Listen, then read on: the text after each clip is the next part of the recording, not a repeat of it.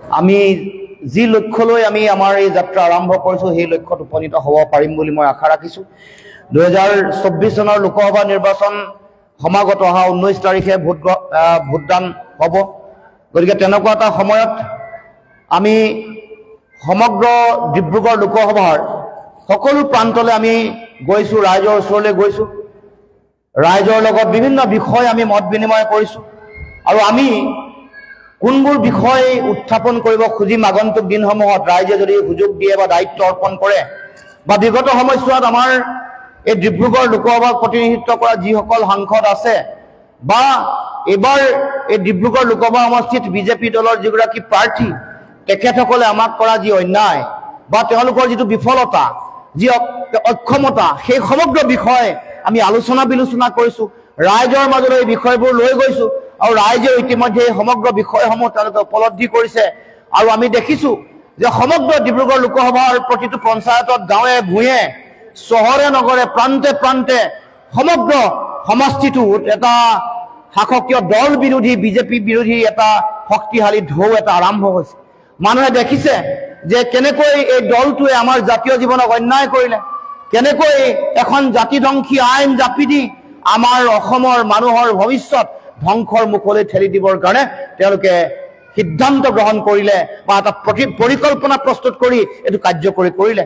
গতিকে সেই সময়ত কাৰ আন্দোলনৰ সময়ত এই অঞ্চলসমূহৰ পৰাই হাজাৰ হাজাৰ ৰাইজ গৈ চকী ডিঙি খেলপথাৰত থিয় দিছিল। সেই সময়ত ৰাইজে এই অঞ্চলত একেবাৰে ঠাকুৰ থানৰ পৰা জকাইৰ পৰাও খোজকাঢ়ি গৈ চকী ডিঙি খেলপথাৰ সেই অঞ্চলত প্ৰতিবাদ সাব্যস্ত কৰিছিল। কাৰণ এটাই যে আমাৰ জাতিটোৰ ভাষা, কৃষ্টি, সংস্কৃতি, আমাৰ অধিকাৰ, ৰাজনৈতিক অধিকাৰ, আমাৰ সামাজিক সাংস্কৃতিক ভৱিষ্যত, অৰ্থনৈতিক ভৱিষ্যত আমি কেতিয়াও ধ্বংস হ'বলৈ এৰি দিব নোৱাৰোঁ। এইখন অসম আমাৰ নিজৰ অসম, আমাৰ ককা আজু ককা আমাৰ উপৰি পুৰুষে দি থৈ যোৱা এইখন অসমত অবৈধ বিদেশীয়ে দপদপনি ইয়াত চলাব, তেওঁলোকে আমাৰ অধিকাৰ কাঢ়ি ল'ব, অসমৰ মাটিত 43 বছৰ বিদেশী বোজা জাপি দিব। এই কথা বতৰাবোৰ ৰাইজে সহ্য কৰা নাছিল আৰু সেইকাৰণে প্ৰতিবাদ সাব্যস্ত কৰিছিল। আৰু ৰাইজৰ নিজৰ দেশক ভাল পোৱাৰ এইটো চিন্তা, ৰাইজে নিজৰ অধিকাৰ বিচাৰি কৰা এই সংগ্ৰামক তেওঁলোকে পাকে প্ৰকাৰে তেওঁলোকে বাধা দিবৰ কাৰণে, অন্যায় কৰিবৰ কাৰণে গুলিয়াই আমাৰ যিসকল যুৱ বন্ধু আছে তেওঁলোকক হত্যা কৰিবলৈও তেওঁলোকে কুণ্ঠাবোধ কৰা নাছিল। আৰু সেইকাৰণে সেই গণসংগ্ৰামৰ সময়ত 5 গৰাকী আমাৰ সফল ডেকা যুৱকে তেওঁলোকে প্ৰাণ দিব লগা হ'ল। গতিকে সেই সময়ৰ আবেগ, জাতীয় যিটো চেতনাৰ প্ৰতি তেওঁলোকৰ যিটো তেওঁলোকে কৰা যি অন্যায়, তাৰ স্মৃতি মানুহৰ মাজত আজিও সজীৱ হৈ আছে। আৰু সেই সময়ৰ যিসকল মূল কাণ্ডাৰী আছিল, জাতিক অন্যায় কৰা যিসকল মূল ব্যক্তি আছিল, তেওঁলোকৰ ভিতৰত অন্যতম আটাইতকৈ বেছি অন্যায় কৰা ব্যক্তিগৰাকীয়ে এইবাৰ ডিব্ৰুগড় লোকসভা সমষ্টিৰ বিজেপি দলৰ প্ৰাৰ্থী। গতিকে ৰাইজে এই কথাবোৰ পাহৰি যোৱা নাই আৰু সেইকাৰণে আজি আপোনালোকৰ ওচৰত থিয় হৈ আপোনালোকৰ ওচৰলৈ আহি মই এটাই কথা মনত ৰাখিবলৈ আপোনালোকক আহ্বান জনাইছোঁ।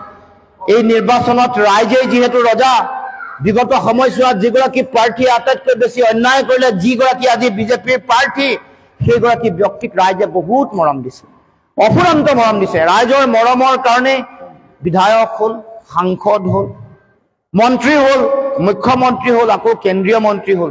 তাৰ পাছত আকৌ ইমান মৰম দিয়াৰ পাছত ৰাইজৰ প্ৰতি প্ৰচণ্ড অন্যায় কৰিলে আৰু ৰাইজক কোনো ধৰণৰ ডিব্ৰুগড় লোকসভাই কওক বা সামগ্ৰিকভাৱে অসমৰ মুখ্যমন্ত্ৰী হৈ থকাৰ পিছতো ৰাইজক যিবোৰ প্ৰতিশ্ৰুতি দিছিল, যিবোৰ কাম কৰিম বুলি কৈছিলে, সকলো প্ৰতিশ্ৰুতি পালন নকৰিলে, বিশ্বাসঘাতকতা প্ৰতাৰণা কৰিলে। যিমান হিচাপ লয়, যিমান কথা সেই সময়ত তেওঁ 2016 চনৰ ভিজন ডকুমেণ্টৰ পৃষ্ঠা উলিয়াই এটা ইছ্যু যদি আলোচনা কৰে, সকলো ইছ্যুতে প্ৰতিটো বিষয়তে আমাক ঠগিছে, বিশ্বাসঘাতকতা প্ৰবঞ্চনা কৰিছে।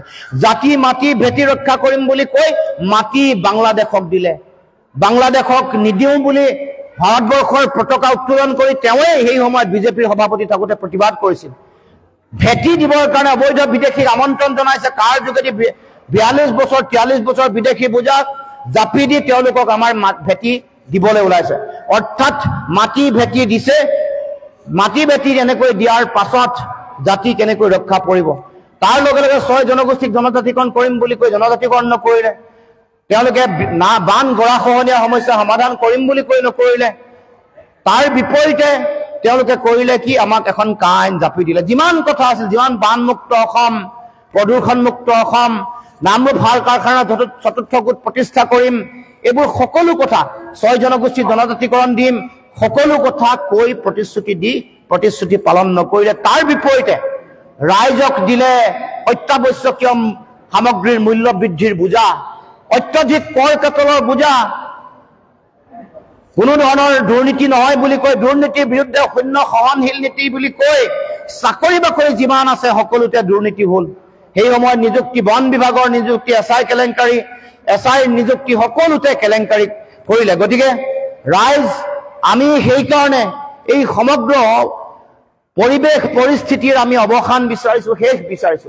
আমাক যিসকলে অন্যায় কৰিছে সেইসকলৰ উত্তৰ এইবাৰ নিৰ্বাচনত ইভিএমৰ বুকুত দিয়াটো আমি ৰাইজৰ পৰা বিচাৰিছো। আৰু সেইকাৰণে কৈছো যে এইবাৰ নিৰ্বাচন বিজেপিৰ প্ৰাৰ্থী সোণোৱালৰ লগত লুৰিণজ্যোতি গগৈৰ এই প্ৰতিযোগিতা নহয়, বা এই যুঁজখন নহয়। এই যুঁজখন হ'ল অসমৰ খাটি খোৱা জনগণৰ যুঁজ। এই যুঁজখন হ'ল ডিব্ৰুগড় লোকসভাৰ সকলো আমাৰ ইয়াৰ নাগৰিক, সকলো ভোটাৰৰ যুঁজ। কাৰণ এই ডিব্ৰুগড় লোকসভাত অসমৰ জাতীয় জীৱনক এইগৰাকী ব্যক্তিয়ে, এই বিজেপি চৰকাৰে আটাইতকৈ বেছি অন্যায় কৰিছে। সেইকাৰণে আহি থাকিব লগা দিনসমূহত অহা 19 এপ্ৰিলৰ দিনত যেতিয়া আপোনালোকে ভোট দিবলৈ যাব ৰাইজ, এতিয়া বহুতে কৈছে যে লাখপতি আঁচনিৰ নামত ৰাইজক প্ৰলোভন দিছে। অলপ আগতে এগৰাকী বক্তাই কৈছে, যোৱাবাৰো আপোনালোকক তেনেকৈ প্ৰলোভন দিছিল। যোৱাবাৰ বন্ধন গোটৰ লোন, ঋণ ৰেহাই দিম বুলি কৈছিল নাই?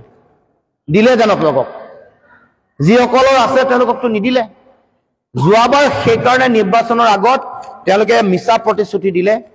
মানে বাকীত আপোনালোকেও চলিলে, ভাবিলে যে তেওঁলোকৰ কথাত বিশ্বাস কৰি যোৱাবাৰ বাকীত নিৰ্বাচন আমি যদি আমাৰ চৰকাৰ আহে বন্ধন গোটৰ ঋণ ৰেহাই দিম, বাকীত আপোনালোকে কামটো কৰিলে। গতিকে ফাঁকি দিলে আপোনালোকক। এইবাৰো সেইকাৰণে বাকীতে আকৌ এই যে লাখপতি বাইদেউৰ ফৰ্ম ফিল আপ কৰোৱাই আছে, এইকেইদিনো কৰোৱাই আছে। অৰুণোদয়ো দিছে এইকেইদিন ফৰ্ম ফিল আপ।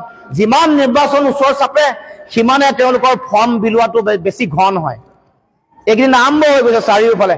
এই কামটো কৰিব নোৱাৰে, আপোনালোকে কমপ্লেইন কৰিব লাগে ইলেকশ্যন কমিশ্যনত। যেতিয়াই ইলেকশ্যনৰ বিধি ব্যৱস্থাসমূহ যেতিয়াই বলবৎ হয়, কোড অফ কণ্ডাক্ট লাগি যায়, তেতিয়া এই কামবোৰ কৰিব নোৱাৰে। কিন্তু মই দেখিছো যে এইবাৰ তেওঁলোকে কিন্তু সফল হোৱা নাই। লাখপতি বাইদেউ যলৈকে গৈছো, আমাৰ যিমানবোৰ মিটিং আছে সৰহভাগতে আমাৰ মহিলাসকল বেছি আহিছে। আৰু সেইকাৰণে এইবাৰ আমি গম পাইছো যে টেঙা আম বৰ বেছি দিন বিক্ৰী কৰিব নোৱাৰে, দুবাৰ বিক্ৰী কৰিব নোৱাৰে। এইবাৰ টেঙা আম বিক্ৰী কৰিবলৈ আহোঁতে ধৰা পৰিছে বিজেপি দল। আৰু সেইকাৰণে ৰাইজে এইবাৰ লাখপতি বাইদেউৰ ফৰ্ম ফিল আপ কৰিলেও কিন্তু তেওঁলোকে সিদ্ধান্ত লৈ আছে যে এইবাৰ ভোট বিজেপিৰ বিৰুদ্ধে দিব, বিৰোধী ঐক্য মঞ্চৰ পক্ষত দিব, জাতীয় পৰিষদৰ পক্ষত দিব, জাহাজ চিনত দিব। আৰু এই জাহাজ চিনত দি মোক বিপুল ব্যৱধানত জয়লাভ কৰোৱাই পঠাব। এইটো ইতিমধ্যে ৰাইজে সিদ্ধান্ত গ্ৰহণ কৰিছে।